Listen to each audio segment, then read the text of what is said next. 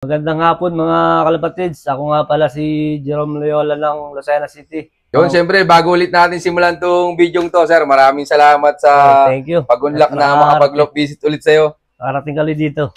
Yung last North na 2023 ay tayo na may pinalad. Kahit isang ibon ang kinakarga ko sa ERPQ ay gumesto pa rin. Nag-12 overall siya sa Young Bird, Super Set Winner at saka Survivor Particle. Tatlo lang kami nakapagpauwi ng yung tama sa oras. Tapos nung South naman 2024 ay ako ay nag-5th overall champion sa QPHA at 13 overall champion sa QPHA at Super Set Winner. Tapos Survivor Particle din, parang 5 lang kami nakapagpauwi nun ng Tacloban. So, sa ARPQ, nag-lap winner naman yung isa ko sa Pasakaw.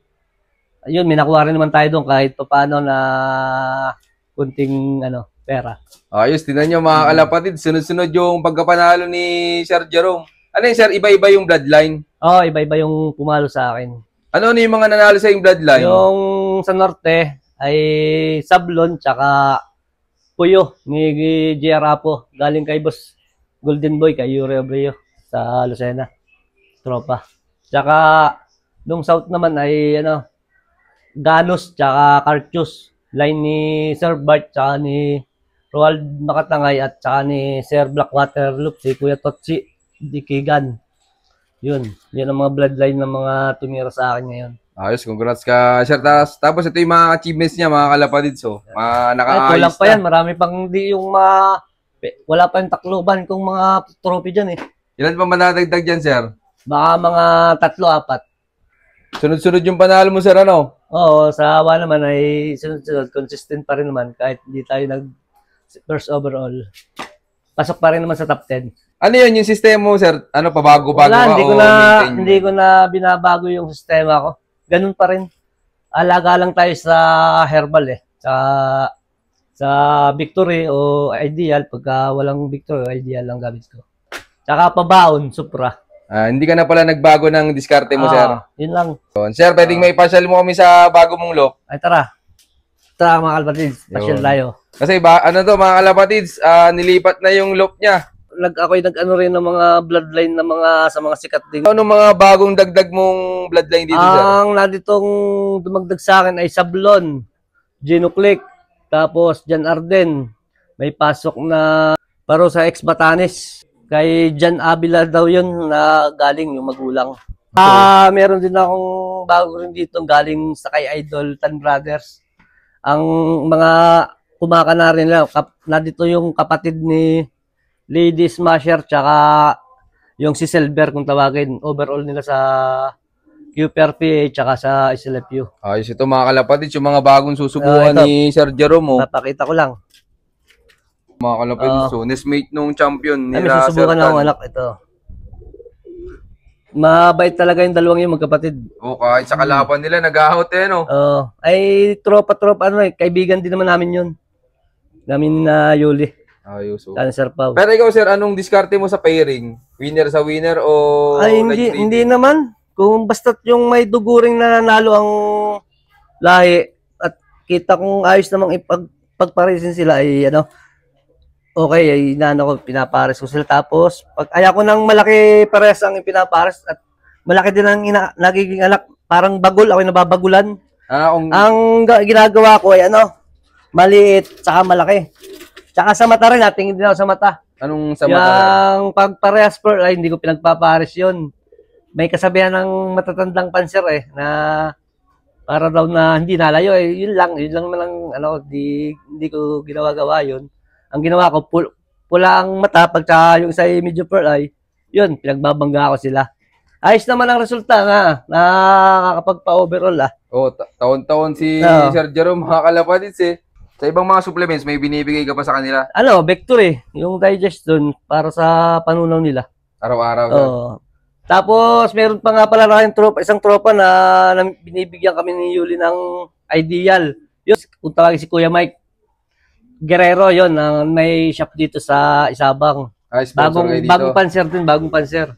Mga sulit ang ibon nun. Talagang kumuha sa mga big time. Shoutout pala sa'yo, paring Mike. Ito na yung bago niyang loop, mga kalapatids. Kasi yung sa loop niya sa kabila, Ay, lilipat ko lang yun, idol. At doon naman, nagpabayan na yung kapatid ko. nagpagawa ng bahay yung kapatid niya. Ito, mga kalapatids. Ito yung ano, Patubo anak. na yung pakpak ko. anak ng pencil to. Nagdepende rin ka din, Sir Oo, Jerome. nagpwede rin ako para sureball tayo. Anong diskarte mo sa pagdependering? Idol, ginugupit ko muna ang dulo ng mga pakpak nila. Tapos 1 week, hugutin ko na ulit. Ilang piraso ginugupit mo, sir? 3 lang. Yung dulo sa 8, dulo, 9, yung 10. pares dulo. Oh. Ito yung anak ng pencil ni Ton Brothers. Ang pinares ko dito ay lahi ni paring Mac Placino na pinauwi ko ng Tacloban, Leyte. Yung nanay nito, Clacker. Ayos, ito mga Sa kalapatids. Keeper So, PA. abangan natin to. Yan, oh. Pero ikaw, Sir Jerome, anong diskarte mo dito kapag derby na sa mga ibon mo? Di mga second lap, ganon. Ako yung nagpapatikim na ng gamot. Hindi ka sa last 2 laps ng training? Hindi ako nagbibigay agad ng first lap. Di ako nagbibigay ng gamot agad. Second lap o third lap, magpapatikim na ako. Kalakalahati lang Oo, muna. binibigay ko sila sa tanghali parang di suka. Ang gamit ko yung Supra. Supra ang gamit ko. Yun, tapos Ideal. Yun lang ang pabaho ko, tsaka herbal. Yun ang subok na subok mo na dito, sir. Yun ang kabisado kong gamot dito sa mga ibon ko eh. Kaya hindi na ako nagbabago. Yun. Baka tayo gumulong na naman eh. Nadala na ako yun. Aral sa akin yun eh.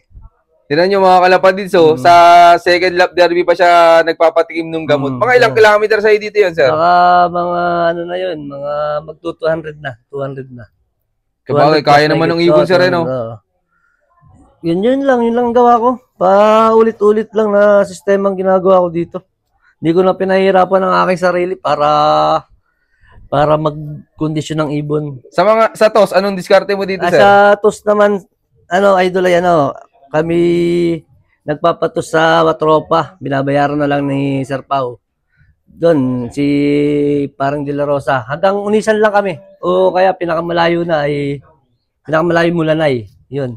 Pero anong 1 week na program mo dito, sir? 1 week na program. Simula abangan. Ay di ako'y pagka-abangan, ako'y nagkaano na ng oregano, nagpipiga na ako tsaka malunggay. Tapos hinahaluan ko na lang sila ng electrolytes. Yun lang. Tapos may kunting honey. Monday ay flashing naman ako ng ibon, bawang. Tsaka may lahok na oregano, tsaka yung apple cider. Tapos Merkules, tos.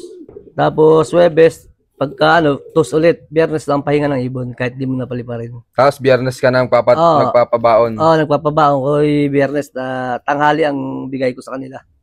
Yun, maraming salamat, Sir tanghali. Jerome. Pero Sir Jerome, tingin mo ano yung pinakang importante sa pagkakalapati para manalo? Importante, bloodline talaga ang una. Tapos tsaka sa feeds na binibigay mo, dinadagdagan ko na lang ng protein at carbo. Mais, tsaka sap. Pag-derby na. Pag-derby na. Tapos huwag kayong aasa sa magandang bloodline. Kailangan lagi ring check ang inyong mga alaga, tsaka huwag niyong pababayaan sa patuka na yung makakalipas oras. Masama yung ganun eh. Tsaka, kumbaga on time sa pakain. Oo, tsaka dasal din. Ang kailangan, tsaka suporta ng pamilya. Yun, tsaka basta wag lang umasa sa bloodline. Kumbaga, alagaang mabuti. Alaga din. Huwag kayong, porket kayo nakakuha ng bloodline maganda, titira na. Nasa pag-alaga din. Yun, maraming salamat, sir. Tapos sir, tingin mo gaano kasaya sa pagkakalapati? Sobrang saya, idol. At gawa ng marami kang nakikilalang kaibigan. Iba-iba ang estado ng buhay. May mayaman, may mahirap. Yung sakto lang, talagang masaya ang pag-iibon. Kahit mamura ka ng iyong asawa, tuloy pa rin. Muli, ako nga pala si Jerome Leola, ang Pigeon Panzer ng Lucena City. I love this game. Yun, maraming salamat sa patuloy yung suporta, mga kalapatis. At siyempre, maraming salamat din kay Sir Jerome yan sa walang sawang pagtanggap dito sa kanyang loop. Yan, sir, baka pala may mga gusto kang i-shoutout dyan. Shoutout sa aking mga tropang, sina Yuli Umbrete, si Paring Kel Kalimlim, si Kuya Lucelito Kaalaman, si Chris Espinosa, at si Paring Reden Nagar, si Kuya RJJ Loop, at si Parang Adrian Perme. Shout out sa inyo. tropa kong kaibigan.